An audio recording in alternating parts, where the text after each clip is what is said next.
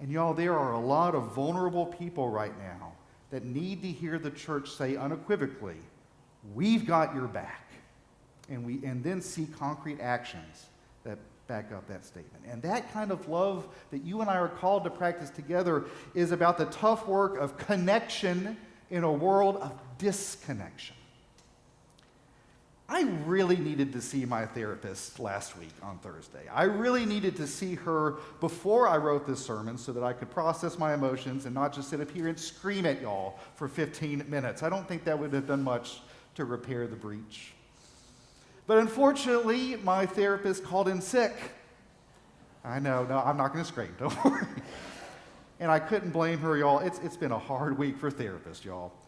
So as I mentioned earlier, I went and said to my favorite coffee shop down at Burrow Coffee, and I couldn't see my therapist last week, but God sent me the next best thing. No, not a cup of coffee, but a fellow colleague in ministry who knew exactly what I was feeling.